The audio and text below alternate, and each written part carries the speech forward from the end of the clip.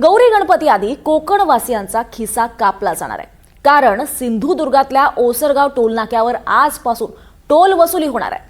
मुंबई गोवा हायवेच्या कामाचा बोजवारा उडालेला, जागोजागी खड्ड्यांचं साम्राज्य आणि तरी सुद्धा जानवली ते पत्रादेवी पर्यंतच्या 60 किलोमीटर अंतरासाठी कोकणवासियांकडून टोल आकारला जाणार आहे।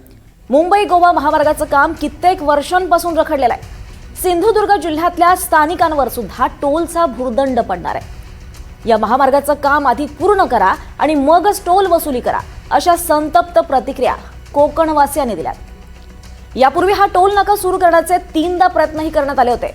तीनही वेळा स्थानिकांनी प्रखर विरोध केल्यामुळे टोल वसुलीचा प्रयत्न फसला होता। या संदर्भात अधिक माहिती घेऊयात आमचे प्रतिनिधी गुरुप्रसाद दळवी यांच्याकडनं। गुरुप्रसाद, एकीकडे मुंबई गोवा हायवेच्या कामाचा बोजवारा उडालाय, तरी सुद्धा आजपासून टोल वसुली सुरू केलं जाणार आहे। नेमकं काय कारण या मागचं आणि या पार्श्वभूमीवर नेमक्या नागरिकांची काय प्रतिक्रिया समोर येत आहेत? दीपाली, नक्कीच बघायचं झालं तर मुंबई गोवा महामार्गावरचे जे खड्डे आहेत ते अद्यापही काही खड्डे भरलेले गेले नाहीत। या संदर्भात दिलीप बिल्डकॉन कंपनी असेल, इतर ज्या काही कंपन्या आहेत त्यांनी मात्र मलमपट्टी लावायचं देखील काम केलेलं आहे।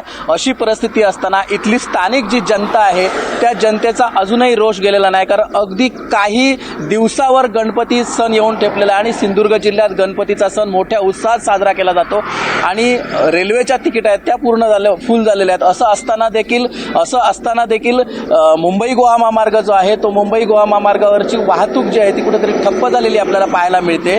त्यामुळे बरोबर गुरुप्रसाद, अत्यंत संतप्त अशा प्रतिक्रिया सुद्धा येत आहेत।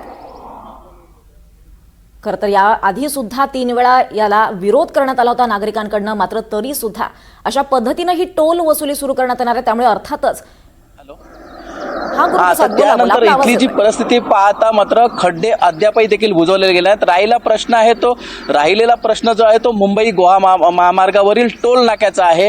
टोल नाका मात्र काही दिवसापूर्वीच एक निविदाही निघाली होती की आजपासून टोल सुरू होणार, परंतु इथले जे काही कर्मचारी आहेत त्यांना जर विचारलं तर अद्यापही त्यांनाही देखील माहीत नाही की टोल कधी सुरू होणार आहे। त्यांना विचारलं तर ते म्हणतात की 2 दिवसानंतर हा टोल सुरू होईल, अशी देखील माहिती मिळते। परंतु एकंदरीत जर पाहिलं असेल तर टोल विरोधी कृती समिती आहे त्यांनी सुद्धा या संदर्भात आक्षेप घेतला होता की जर तुम्ही टोल चालू करायचा असेल तर करा, परंतु MH07 सिंधुदुर्गातल्या ज्या काही गाड्या आहेत जाणाऱ्या त्यांच्यासाठी तुम्ही टोल माफी देणार आहेत का, हा प्रश्न मात्र उपस्थित केला होता। असं देखील असताना सिंधुदुर्ग जिल्ह्याचे पालकमंत्री आहेत नितेश राणे यांनी तर स्पष्ट कबूल केलं होतं की एक लेन जो आहे तो एक लेन आपण फक्त सिंधुदुर्ग जिल्ह्यासाठी MH07 पासिंगच्या ज्या गाड्या असतील त्यांना फक्त आपण देणार आहोत आणि त्यासाठी ती टोल माफी असेल असंही देखील सांगितलेलं होतं। परंतु अद्यापही टोल चालू झालेला नाही आणि टोल चालू न झाल्यामुळे इथले काही जे ग्रामस्थ आहेत त्यांची मात्र अद्याप अजूनही तशीच मागणी आहे की आम्हाला एक लेन मात्र ती मोफत दिलीच पाहिजे, अशी देखील मागणी सुरू आहे। दीपाली,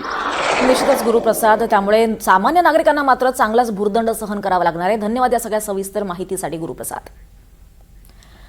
दरम्यान मुंबई गोवा महामार्गावर खारपाड्यानंतर आता सुकळे सुद्धा टोल वसुलीची तयारी सुरू झाली आहे। खारपाडा टोल नाक्यावर गेल्या 3 महिन्यांपासून टोल वसुली सुरू करण्यात आली आहे। वाहनांच्या प्रकारानंतर 55 रुपयांपासून पुढे हा टोल वसूल केला जातो। मात्र आता याच टोल नाक्यापुढे सुकळे सुद्धा टोल नाका उभारण्यात आलाय आणि विशेष म्हणजे सुकळी खिंडीत उभारण्यात आलेला टोल नाका वादाच्या भोवऱ्यात सापडलाय। राष्ट्रीय महामार्गांवर 2 टोल नाक्यांमध्ये साधारण 60 किलोमीटरचं अंतर असावं असा नियम आहे, मात्र खारपाड्यापासून सुकळी टोल नाका अवघ्या 47 किलोमीटर अंतरावर आहे। एकीकडे मुंबई गोवा महामार्ग खड्ड्यात असला तरी टोल वसुलीची तयारी मात्र जोरात सुरू आहे। त्यामुळे प्रवाशांनी संताप व्यक्त केला आहे।